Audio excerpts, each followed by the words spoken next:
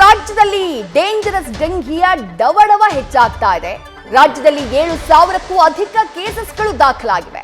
ನಿನ್ನೆ ಒಂದೇ ದಿನ ರಾಜ್ಯದಲ್ಲಿ 175 ಹೊಸ ಕೇಸ್ಗಳು ದೃಢಪಟ್ಟಿವೆ. ರಾಜ್ಯದ ಜನರಲ್ಲಿ ಡೆಂಘಿಯ ಆತಂಕ ಹೆಚ್ಚಾಗ್ತಾ ಇದೆ. ಕಳೆದ 24 ಗಂಟೆಯಲ್ಲಿ 175 ಜನರಲ್ಲಿ ಡೆಂಘಿ ಜ್ವರ ದೃಢಪಟ್ಟಿದೆ. ಬಿಬಿಎಂಪಿ ವ್ಯಾಪ್ತಿಯಲ್ಲೂ ಹೊಸದಾಗಿ 115 ಜನರಲ್ಲಿ ಡೆಂಘಿ ಕಾಣಿಸಿಕೊಂಡಿದೆ. ಬಿಬಿಎಂಪಿ ವ್ಯಾಪ್ತಿಯಲ್ಲಿ 127 ಜನ ಆಸ್ಪತ್ರೆಗೆ ದಾಖಲಾಗಿದ್ದಾರೆ.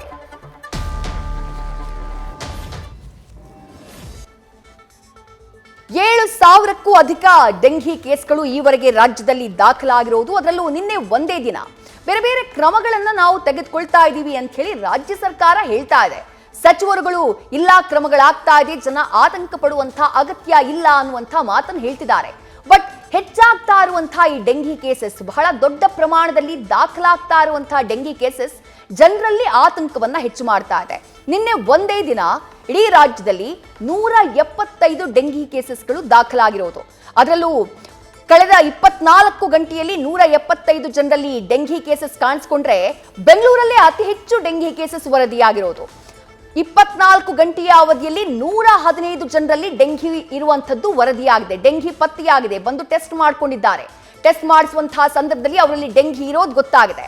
ಬಿಬಿಎಂಪಿ ವ್ಯಾಪ್ತಿಯಲ್ಲಿ ಸದ್ಯ 127 ಜನ ಆಸ್ಪತ್ರೆಗೆ ದಾಖಲಾಗಿ ಡೆಂಘಿಯಿಂದಾಗಿ ಆಸ್ಪತ್ರೆಗೆ ದಾಖಲಾಗಿ ಟ್ರೀಟ್ಮೆಂಟ್ ಅನ್ನ ಪಡ್ಕೊಳ್ತಿದ್ದಾರೆ.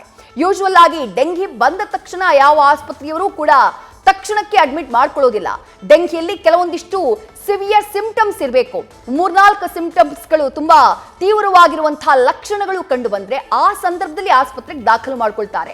ಅಲ್ಲಿಗೆ ಸಿವಿಯಾರಿಟಿ ಎಷ್ಟರ ಮಟ್ಟಿಗಿದೆ ರಾಜ್ಯ ರಾಜಧಾನಿ ಬೆಂಗಳೂರಿನಲ್ಲಿ ಅನ್ನುವಂಥದ್ದು ಅಂದಾಜಾಗುತ್ತೆ. ಸದ್ಯ ಆಸ್ಪತ್ರೆಗೆ ಡೆಂಘಿಯಿಂದಾಗಿ ಆಸ್ಪತ್ರೆಗೆ ದಾಖಲಾಗಿರುವಂಥವರ ಸಂಖ್ಯೆಯನ್ನ ನೋಡಿದ್ರೆ 127 ಜನ ಬೆಂಗಳೂರಿನಲ್ಲಿ ಆಸ್ಪತ್ರೆಗೆ ದಾಖಲಾಗಿ ಡೆಂಘಿಯಿಂದಾಗಿ ಚಿಕಿತ್ಸೆಯನ್ನ ಪಡ್ಕೊಳ್ತಾ ಇದ್ದಾರೆ.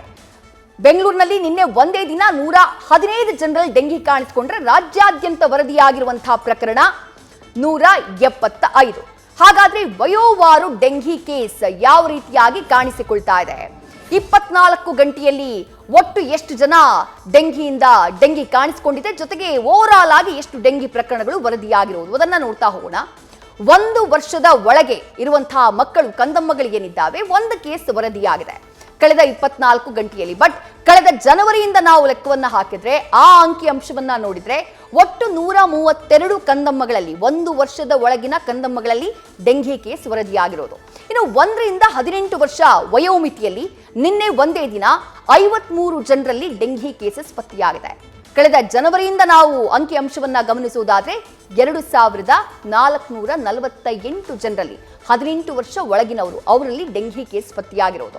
ಇನ್ನು 18 ವರ್ಷ ಮೇಲ್ಪಟ್ಟವರಲ್ಲಿ ನಿನ್ನೆ ಪತ್ತೆಯಾಗಿರುವಂತಹ ಡೆಂಘಿ ಕೇಸಸ್ನ ಸಂಖ್ಯೆ 121 ಜನ.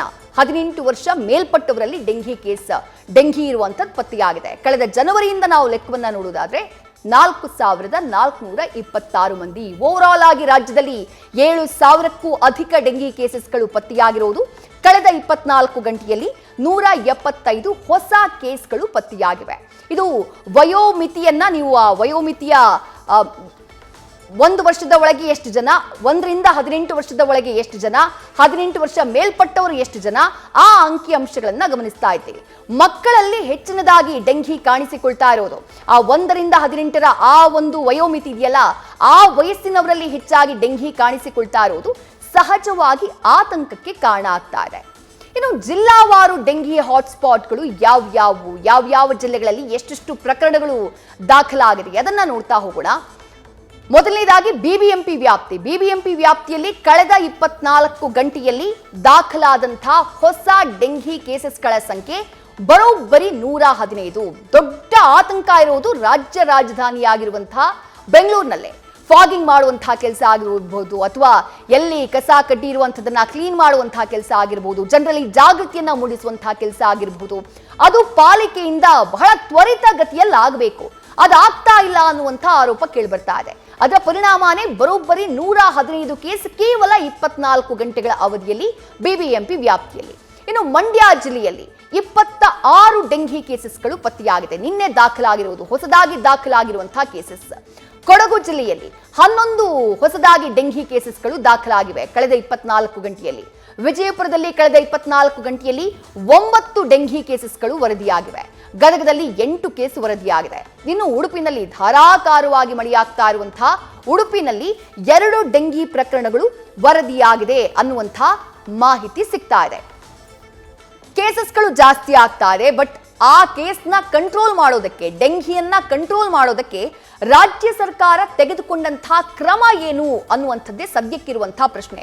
ಬೆಂಗಳೂರಿನಲ್ಲಾಗಿರಬಹುದು ಅಥವಾ ಜಿಲ್ಲಾ ಮಟ್ಟದಲ್ಲಾಗಿರಬಹುದು, ಮೊದಲನೇದಾಗಿ ಜನರಲ್ಲಿ ಅವೇರ್ನೆಸ್ ಕ್ರಿಯೇಟ್ ಮಾಡುವಂತಹ ಕೆಲಸ ಆಗಬೇಕು, ಜಾಗೃತಿಯನ್ನ ಮೂಡಿಸುವಂತಹ ಕೆಲಸ ಆಗಬೇಕು, ಸೂಕ್ತ ರೀತಿಯಲ್ಲಿ ಅವರಿಗೆ ಮೆಡಿಸಿನ್ ಸಿಗುವಂತಹ ವ್ಯವಸ್ಥೆ ಆಗಬೇಕು, ಸ್ವಚ್ಛತೆಯ ಬಗ್ಗೆ ಗಮನ ಹರಿಸುವಂತಹ ಕೆಲಸ ಆಗಬೇಕು. ಅದಾಗಿದ್ಯೋ ಇಲ್ವೋ ಅನ್ನುವಂಥದ್ದೇ ಸದ್ಯಕ್ಕಿರುವಂತಹ ಪ್ರಶ್ನೆ. ನ್ಯೂಸ್ ಫಸ್ಟ್ ನಿರ್ಭೀತಿಯಿಂದ ನಿಮ್ಮ ಪರವಾಗಿ.